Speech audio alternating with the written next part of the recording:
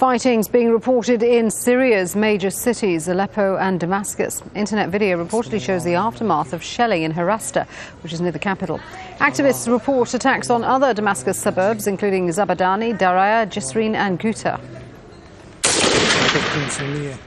Meanwhile, in Aleppo, the rebel brigade al-Tawhid is claiming to have taken over key buildings in the city. Fighters say this video shows them taking over an army training centre and an agricultural building. The United Nations says more than 440,000 Syrians have fled to neighbouring countries. Another 2.5 million people are living in Syrian camps. Well, Al Jazeera's Andrew Simmons visited one of those camps in the village of Atme.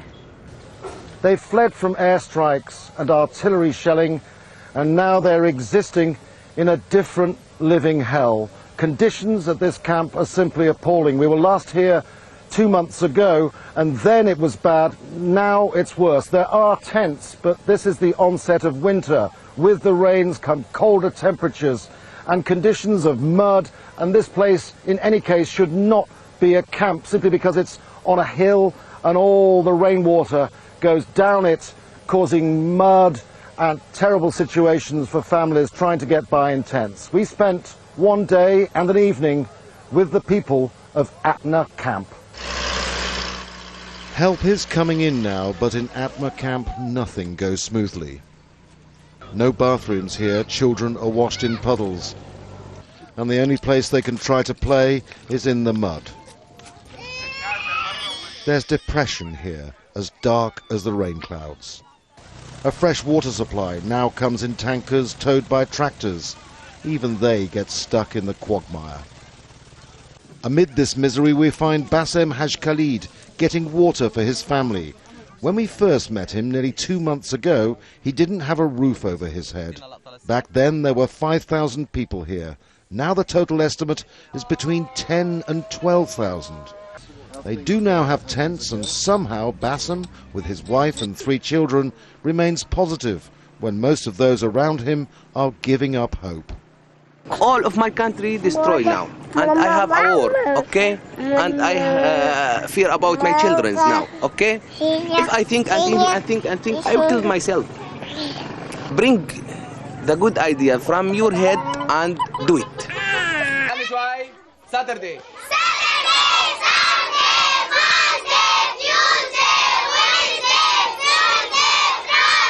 This is what Bassem is doing, running a school in a tent. Among the pupils, 10-year-old Bitol Hussein from Hama, whose father was killed in a bombing 1 month ago. She's penciled the image of a little girl. I will draw her mother and her father. The MiG jet drops 2 bombs in this house, and a child has been killed. Outside, they've started queuing for a free meal, 1 of 2 supplied each day. The people have no money. This woman says their only hope is to get to Turkey. We didn't flee from Assad just to come and die here.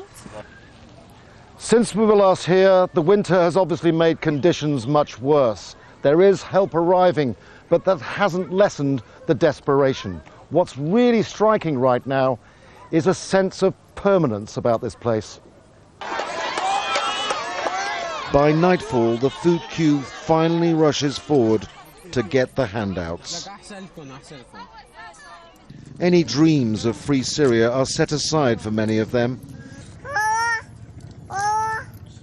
Now it's about getting through the next day. But the Haj Khalid family is intent on staying here, although Bassem, the man who refuses to give up, must privately wonder how long they can carry on like this. One thing that strikes you, apart from the sheer desperation here, is the lack of coordination in trying to help these people. There are donors. The Turkish Red Crescent is sending food and other supplies across the border. The Syrian Red Crescent is doing something to help, and there are NGOs from the West and Arab states, individual donors from Saudi Arabia, Qatar and other states. But people here are confused. They're not sure where to go. They're waiting to go to Turkey, but the flow of internally displaced people across the border has slowed right down. There are 25,000 people now waiting to cross.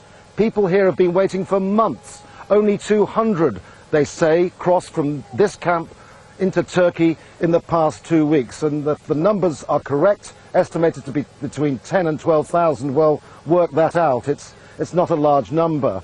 The Turkish Prime Minister's office says that the number in this camp is really 9,000. But numbers aside, the conditions are really bad, and this camp, it really isn't suitable to house people on a long-term basis. So it's a desperate situation, and one that's developing all the time.